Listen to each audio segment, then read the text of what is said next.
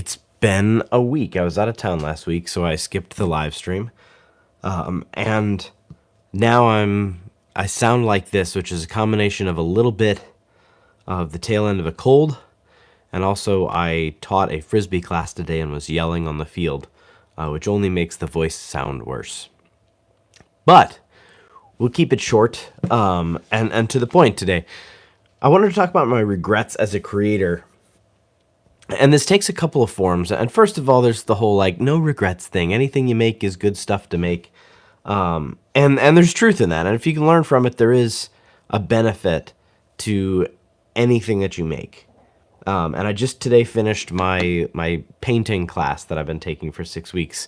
And I learned a ton about painting technique, but also like about seeing things differently and to think of like a picture. This is about the last thing I was working on, like thinking of a picture of this river in the Deschutes River that I have a couple pictures of. I tried to paint it from memory, and not like perfectly from memory, but like what does it generally look like? You got water, you got trees, and when you're composing something like that, it's so difficult for me to just imagine all that, to think like, oh, a tree should go here, a big tree with a little tree behind. Like every one of those little details is so hard for me to generate out of nowhere. And it's been an interesting process of trying to generate that out of nowhere, but then also trying to notice that when I'm not making it up, when I am working from a photo or something like that. It's just been an interesting process, and I'm eager to see how it continues to impact my filmmaking. But I was thinking back to like, what projects do I regret making? And I don't think there's any that I regret making, save for potentially some from a long time ago that didn't age well. And I was thinking about that recently because we all grow and change, and we all reserve the right to change for the better. And we have our ups and downs and our ebbs and our flows. And to spend the time to make something, I'm not taking a stand. I don't have a strong opinion about cancel culture, and I'm not getting into that. But I will say that there's stuff that we make that's bad, whether it's bad because it was in poor taste, or whether it was bad because it was poor quality. I think there's value in keeping that alive and keeping that up somewhere and learning from it, and from the stuff that didn't age well, learning from it, becoming a better person, creating stuff with more compassion and empathy. And from stuff that was poor quality, it's so important to look back on where you've been, what you've created, and how far you've come.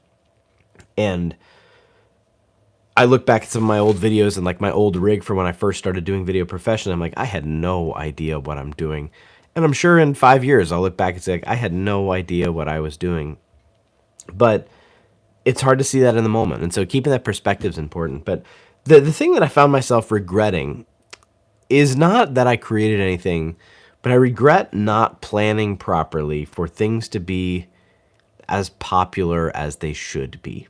And that sounds really vain. And I don't mean, I was talking to my friend Michael Korsmeyer today, who's got a great channel, Corsi's Travel, and he's in the middle of this thing where he's doing 1,000 hours outside this year.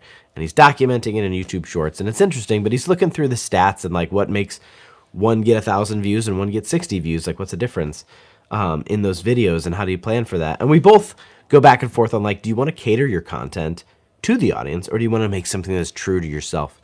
And YouTube's an interesting place because I feel like I do a lot that is just for me, that I'm proud of, that I think is genuinely helpful, that I know isn't going to be picked up in the algorithm. It's not going to compete with Mr. Beast and the nonsense that's so popular on this platform, but I don't want to. And I wouldn't want to take a video that I think is genuinely helpful for somebody who's looking for creative business advice. Oh, what's up, Corsi? I can't tell who's here.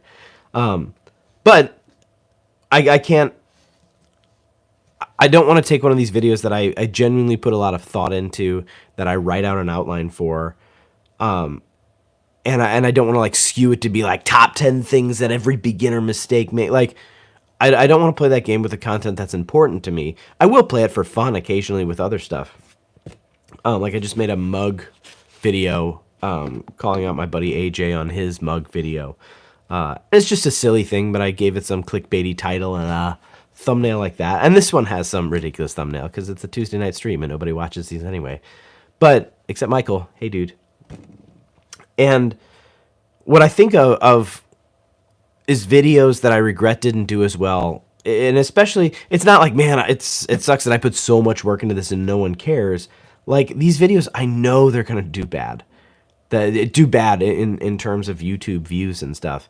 And I've got a few that I like put a ton of thought into, and some are like philosophy of leadership and creative business. Some are really concrete instructions for particular parts of video production, and they're incredibly helpful.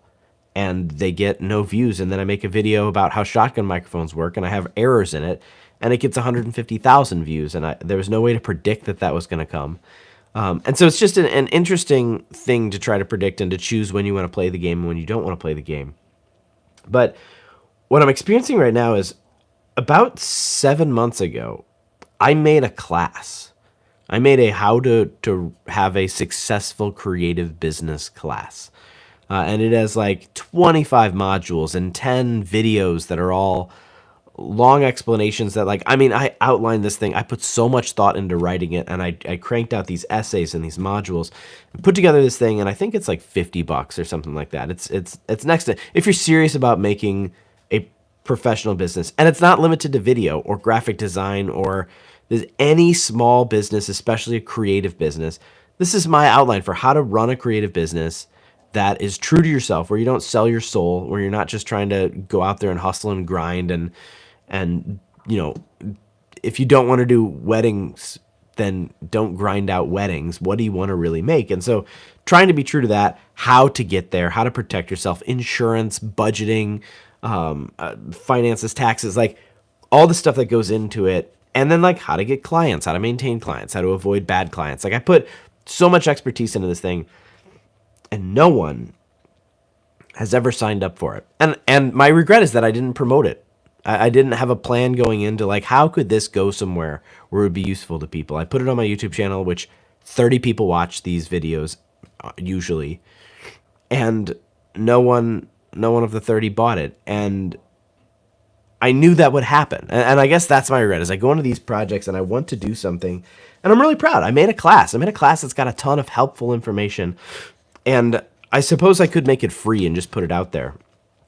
But it's a tough thing to go into that, to put that much work into it. And I've done a few of Ryan Holiday's like daily courses. Like he does his daily Stoic emails and stuff like that. And I read his daily dad book. And I like the concept of that daily drip of data. But I was thinking like there's thoughts I have with my philosophy on like how you could spend 10 days really like jump-starting your creativity with a bunch of exercises, some things that I've done, some things that I would do for this to demonstrate, to test, but to make a 10-day course that's just an email with maybe a short video that's optional to watch. But to do one of these, I think it could be truly valuable, but I know that I would put the work, at this point, I would put the work into creating it and create something really wonderful, and almost no one would sign up for it. Or no one would sign up for it, not almost no one. And so like that's where I'm finding regret, is I'm doing these bigger and bigger things, and finding an audience for them is difficult. And it's starting to matter, I feel like, because at a point it's taking up so much of my resources and it's not earning any revenue that it's tough to justify as these passion projects build up. So that's my regret. My regret is that I haven't built an audience in a way that would consume the content that I want to be creating in a way, I don't mean to say like in a way I can monetize, but in a way that's sustainable, because I love doing this and I get tons of comments about how helpful it is, but trying to spin that just 1 degree further without pandering into some content that can be, that can earn a living, or not earn a living, but at least sustain itself and the time it takes to create this content. That's my regret, is that I don't have a plan in place to do that. And maybe that's something I'll consider, but maybe I'll do something else instead. I don't know. That's my regret. My regret is spending energy creating stuff that I know will never find the right people. But I know that it's beneficial. I know that it's helpful and it's important. It's just not something that I know how to get to the right people without playing some weird email list game that I don't want to play. Yeah. That's all I got. Thanks so much for watching. Have a great day or night or whatever, wherever. I hope if you have a cold, it goes away soon.